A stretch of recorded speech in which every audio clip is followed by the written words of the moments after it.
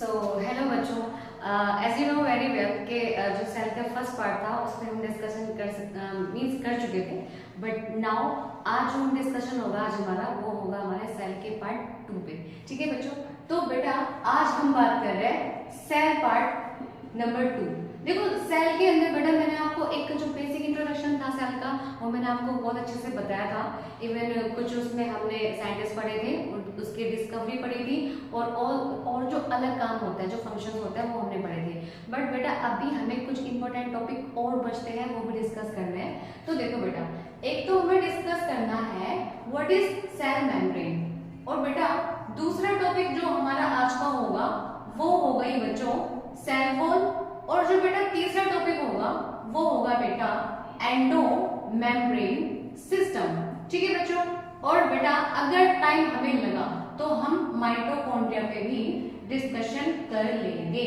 Okay बच्चों, तो देखो अभी देखो बेटा ये जो वर्ड आता है आपका सेल मेम्ब्रेन, ये जो बेटा हम जो स्टार्टिंग कर रहे हैं बच्चों वो हम स्टार्टिंग करेंगे सेल मेम्ब्रेन से। देखो सेल मेम्ब्रेन, सेल वॉल, जो सेल मेम्ब्रेन होती है ना बेटा उसका एक और नाम होता है, और उसका जो अनदर नेम होता है वो होता है plasma membrane.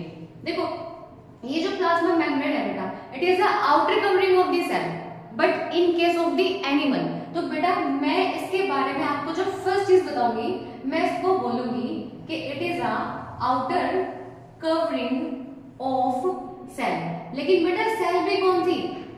Animal cell.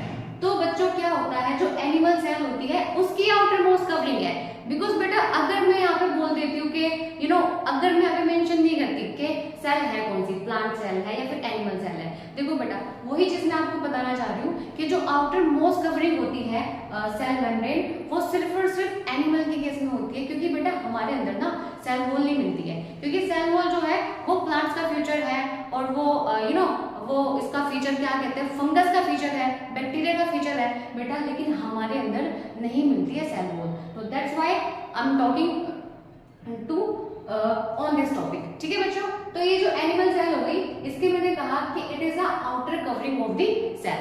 Okay, अब बेटा दूसरी चीज आती है कि किस चीज की बनी होती है बेटा ये सेल मेम्ब्रेन। देखो ये बनी होती है बच्चों, ये बनी होती है लिपोप्रोटीन की। देखो लिपोप्रोटीन जस्ट लाइक मैंने इसको ना शॉर्ट कर दिया, लेकिन जब आप इसको ना थोड़ा सा वो करोगे ना, मतलब इस वर्ड को आप खोलोगे तो इसका मतलब होता है बच्चों लिपिड, और as you know very well कि बेटा प्रोटीन। तो जो सेल मेम्ब्रेन होती है हमारी बेटा वो किसकी बनी होती है? वो बनी होती है लिपोप्रोटीन की। ठीक है, लिपिड प्लस प्रोटीन।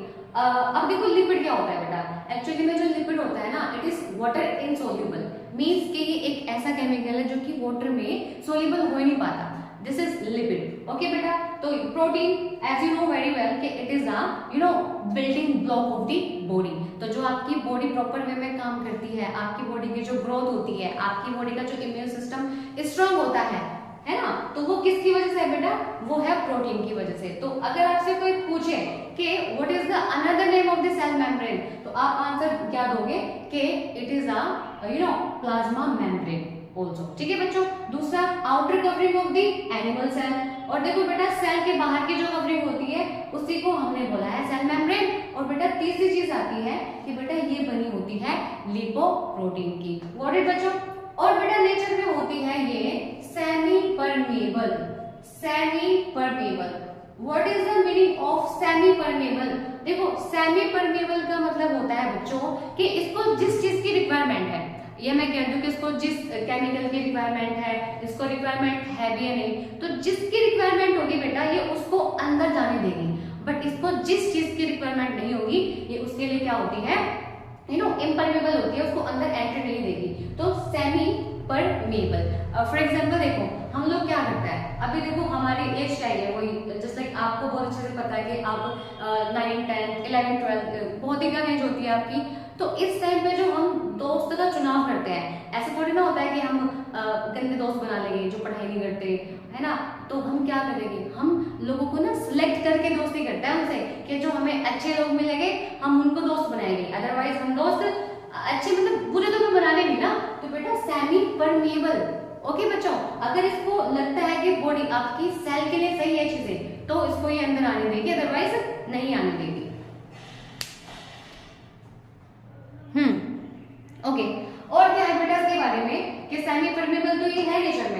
दूसरी चीज बेटा क्या होती है कि it is living in nature, it is living in nature. देखो बेटा ये नेचर में कैसी होती है, लिविंग होती है। और बेटा इसका काम होता है कि जो सेल होती है ना उसको बाहर से घेर के उसकी प्रोटेक्शन करना। ठीक है बेटा, अगर मैं इसके फंक्शन की बात करती हूँ तो देखो, अगर बेटा मैं इसके फंक्शन की बात करूंगी तो फंक्शन का मतलब होता है कि बेटा कवरिंग है तो डेफिनेटली क्या प्रोवाइड कराएगी, it will provide the protection. And दूसरा बेटा क्या प्रोवाइड कराएगी, it is responsible for the exchange of material. और बेटा मटेरियल भी वो वाला होगा जिसकी इसको रिक्वायरमेंट है, अदरवाइज ये मटेरियल को एक्सचेंज भी नहीं होने देगी। ठीक है बच्चों, अब ये सेल मेम्ब्रेन जो है बेटा ये होती है हमारी यहाँ पे कदम। अब जो हमारा बेटा नेक्स्ट टॉपिक है, दिस इज सेल वॉल। देखो बेटा सेल वॉल तो काफी फैमिलियर वर्ड है, हमको सबको पता है कि मैम जो सेल वॉल होती है ना ये ना आउटर मोस्ट कवरिंग होती है प्लांट सेल की, बिल्कुल सही है। और मैम ये ना बैक्टीरिया की जो बाहर की कवरिंग होती है उसको भी हम सेल वॉल ही कहते हैं, बिल्कुल बेटा। तो मैं आपको इसी बारे में बताना चाहती हूँ कि जो बेटा सेल वॉल होती है, आप देखो ना यहाँ पे वॉल है ना, वॉल का मतलब क्या होता है, वॉल का मतलब होता है दीवार। और ऑफ कोर्स अगर बेटा वो दीवार है तो वो आपको क्या देगी, वो आपको प्रोटेक्शन देगी।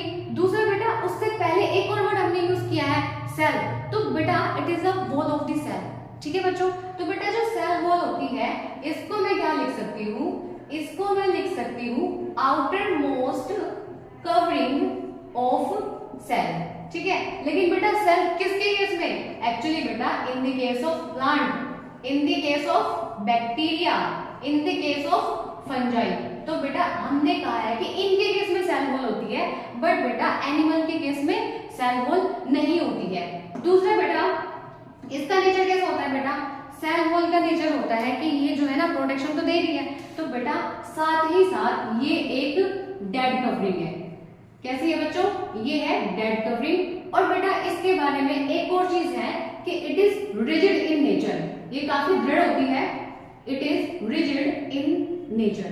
तो बेटा ये जो रिजिड है नेचर में, एक्चुअली में it is made up of cellulose and cellulose is a carbohydrate. तो मैं यहाँ पे लिख सकती हूँ बेटा कि ये जो सेल वॉल होती है ये बनी होती है बेटा सेल्यूलोज की, but not in all the cases. Okay बेटा, तो अगर मैं आपको बता देती हूँ कि बेटा अगर आपसे कोई पूछ ले कि प्लांट सेल के केस में किसकी बनी होती है, ठीक है, अगर कोई आपसे पूछ ले कि जो बेटा बैक्टीरिया होते हैं उनके केस में किसकी बनी होती है, फिर आता है बेटा आपका फंगस, इसके केस में किस चीज की बनी होती है, सेल वॉल। तो बेटा आंसर बड़ा सिंपल है कि बेटा जो सेल्यूलोज होता है ना ये सिर्फ और सिर्फ प्लांट के केस में होता है, फिलहाल प्लांट सेल के केस में। और देखो मैंने ऊपर लिख भी दिया है सेल्यूलोज। फिर आता है बेटा बैक्टीरिया। एक्चुअली में what is bacteria, bacteria is a microscopic organism which is we can't see them with our naked eyes, but if we want to see them then we have to use the microscope। तो बेटा bacteria जो होता है it is a prokaryotic cell, और बेटा इसकी जो cell wall बनी होती है, इसकी सेल वॉल बनी होती है पेप्टिडोग्लाइकन की, और जो फंगस है बेटा उसकी बनी होती है काइटिन की। अब आप पूछोगे मैम ये फंगस क्या होती है, देखो बेटा फंगस क्या होता है, कभी कभी ना तुमने खाना खाया और खाना खा के ना तुमने अपनी जो दाल वाली कटोरी थी तुमने वहीं पे रख दी, और तुम्हें पता ही है 2 दिन से तो कि हमारे जो हमने खाना खाया था हमारी प्लेट भी गया। तुम 2 दिन या फिर 3 दिन बाद जाके देखते हो कि उसपे ना ऐसे व्हाइट पैचेस आ रखे हैं और ब्लैक ग्रीन, तो बेटा उसी को हम बोलते हैं कवक, and that is fungi in science. Okay बच्चों, तो इसमें जो होती है बेटा काइटिन की, और प्लांट के केस में बेटा सेल्यूलोज, और बैक्टीरिया केस में बेटा किसकी बनी होती है, पेप्टिडोग्लाइकन की बनी होती है। ठीक है बेटा, तो एक बार हम इसको थोड़ा रिवाइज कर लेते हैं। देखो मैंने कहा बेटा कि जो सेल मेम्ब्रेन थी, सेल मेम्ब्रेन केस में मैंने आपको कहा है कि जो सेल मेम्ब्रेन है उसको हम प्लाज्मा मेम्ब्रेन भी कहते हैं। Outer covering of the animal cell है, बिल्कुल ठीक है। किसकी बनी होती है बेटा, ये बनी होती है लिपोप्रोटीन की, और सेमी परमेबल है नेचर में और लिविंग है इन नेचर। फंक्शन क्या होगा बेटा, फंक्शन होगा इसका प्रोटेक्शन प्रोवाइड कराना, और बेटा अनदर फंक्शन क्या होगा, exchange of material. For example बेटा अगर सेल के अंदर वाटर की रिक्वायरमेंट है तो ये उसके लिए फ्री है, दूसरा बेटा अगर वो O2 की रिक्वायरमेंट है तो भी चीजें आराम से क्या हो जाएगी, अंदर आ जाएगी। तो बेटा जो H2 है, जो O2 है, इजिली आराम से अंदर जा सकता है। लेकिन बेटा अगर कोई बड़ा कंपाउंड हुआ just like carbohydrate and just like glucose, उसके लिए बेटा क्या करना पड़ेगा, उसके लिए हमारे कुछ प्रोटीन चैनल्स होते हैं, हमें उनकी हेल्प लेनी पड़ेगी। गॉट इट बच्चों? तो अब आ जाओ बेटा सेल वॉल। सेल वॉल क्या होते हैं बेटा, आउटर मोस्ट कवरिंग थी, ठीक है, डेड थी नेचर में, रिजिड इन नेचर। और प्लांट सेल की बात करें तो बेटा सेल्यूलोज की बनी होती है विच इज अ कार्बोहाइड्रेट। लेकिन बेटा ये जो है बैक्टीरिया, इसके केस में पेप्टिडोग्लाइकन की बनी होती है, और जो बेटा फंगस होता है उसमें बनी होती है ये काइटिन की।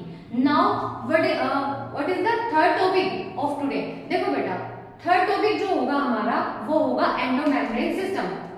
देखो अब हमें समझना है, इसको मैं यहाँ पे लिखती क्योंकि बेटा थोड़ा सा बड़ा टॉपिक हो जाएगा ये, तो इसको पहले हम यहाँ से रफ कर देते हैं। और नाउ अब हम चलते हैं एंडोमेम्ब्रेन सिस्टम पर। एंडोमेम्ब्रेन सिस्टम पे चलते हैं बेटा। देखो मैं आपको बता देती हूँ कि first of all we should know what is the meaning of endomembrane system and as you know very well. देखो बेटा एंडो का मतलब होता है इनसाइड, और देखो बच्चों अगर मैं सेल की बात कर रही हूँ तो ऑफ कोर्स किसके अंदर होगा, सेल के अंदर होगा। दूसरा बेटा मेम्ब्रेन का आपको बहुत अच्छे से पता है, सिस्टम होता है बेटा ग्रुप ऑफ एनीथिंग, है ना। सिस्टम का मतलब क्या होता है बच्चों, सिस्टम का मतलब होता है group of anything, just like group of the people, है ना। मतलब बहुत सारे लोग इकट्ठा होते हैं लेकिन वो काम सेम ही करता है, एक दूसरे के साथ कोऑर्डिनेशन में, एक दूसरे के साथ तालमेल बिठा के, उसी को हम क्या कहते हैं बेटा, सिस्टम। लेकिन यहाँ पे केस जो है ना बेटा, यहाँ पे केस लोगों का नहीं है, यहाँ पे केस है हमारी सेल का। तो बेटा हमारी जो सेल होती है उसके अंदर भी ना ऐसे बहुत सारे सेल ऑर्गेनेलीज होते हैं। यहाँ पे आप मान के चलना कि हम 4 के ऊपर बात करेंगे, ये इन सब के फंक्शन ना बेटा कोऑर्डिनेशन में होते हैं, मींस ये चारों ना मिलके काम करते हैं। बट डिफरेंस इतना होता है कि बेटा इनकी शेप अलग हो सकती है, इनकी स्ट्रक्चर अलग हो सकती है, लेकिन बेटा काम क्या होते हैं, इनके कोऑर्डिनेशन में ही परफॉर्म होते हैं। गॉट इट बच्चों? तो एंडो का मतलब इनसाइड और मेम्ब्रेन का आपको बहुत अच्छे से पता है, और system means group of anything. But बेटा here we are talking about the group of the cell organelle.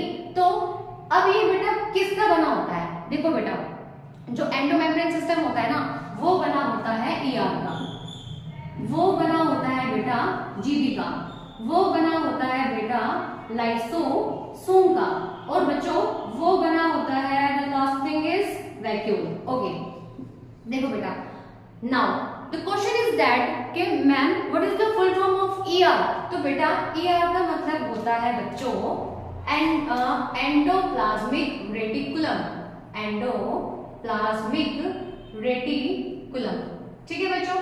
दूसरा ये जो बेटा गोल्जी बॉडी है, अगर मैं इसको गोल्जी बॉडी बोलूं तो कोई दिक्कत तो है ही ना, तो बेटा ये क्या हो गई हमारी गोल्जी बॉडी, और मैं इसको एक और नाम देती हूँ गोल्जी एपरेटस। तो मैंने इसको बेटा नाम क्या दे दिया, गोल्जी एपरेटस। लाइसोसोम बेटा इसके बारे में कहा गया है कि this is a suicidal bags of the cell, suicidal bag, इसके बारे में बेटा हम धीरे धीरे बात करेंगे। और वैक्यूल बेटा it is a bag like structure, है ना, जो कि रिस्पॉन्सिबल है किसी भी चीज को स्टोर करने के लिए। नाउ तो बेटा 4 चीजें हमने यहाँ पे देखी है, ये चारों के चारों जो है बेटा ये है सेल ऑर्गेनेली। देखो कौन कौन सी बच्चों, तो एंडोमेम्ब्रेन सिस्टम को मिलके बनाता है एंडोप्लाज्मिक रेटिकुलम, और बनाता है बेटा गोल्जी बॉडी, और बनाता है बच्चों lysosome, and the last one is vacuole. Now देखो बेटा अभी हमें समझना है किसके बारे में, अभी हमें जो ज्यादा हमारा डिस्कशन होगा बच्चों वो डिस्कशन होगा हमारा ईआर के बारे में। देखो बच्चों ईआर क्या होता है, ये जो ईआर है बच्चों इसको हम बोलते हैं एंडोप्लाज्मिक रेटिकुलम। इसकी जो बेटा डिस्कवरी की थी इट इज अ मैं लिख दूं कि it is a cell organelle, it is a cell organelle. Okay और दूसरा क्या है बेटा, इसकी जो डिस्कवरी की थी it is discovered by the scientist Porter and Thomson. तो बेटा ये क्या होती है बेटा ईआर, जो ईआर होती है ना बेटा it is a cell organelle which is found inside your cell. ठीक है। तो बेटा इसकी डिस्कवरी किसने की थी? पोर्टर ने और थॉमसन ने की थी। और बेटा ये जो होती है ना, एक्चुअली में it is a network, it is a big network of the membrane. तो मैं इसको कह सकती हूँ कि इट इज अ नेटवर्क, ठीक है। ये बेटा नेटवर्क ऑफ मेम्ब्रेन है, ये क्या है बच्चों? नेटवर्क ऑफ मेम्ब्रेन है और नेटवर्क ऑफ टाइनी ट्यूब्यूल्स है, जो कि बेटा हमारे साइटोप्लाज्म में, जो सेल का साइटोप्लाज्म होता है उसमें क्या होता है? उसमें फैला पड़ा रहता है। तो अब यहाँ पे हमें जानना है बेटा what is the meaning of reticulum.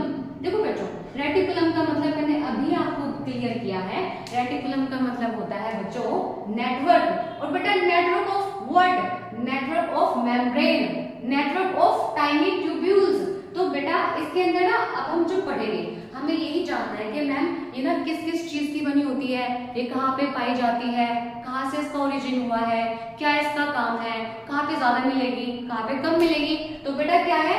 ER.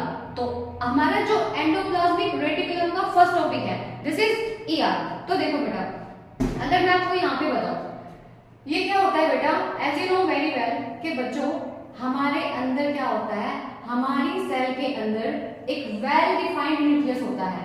It is a well defined nucleus, this is our nucleus. तो बेटा ये जो होती है देखो आपको बहुत अच्छे से पढ़ा है, मतलब ये आपने पढ़ा भी है।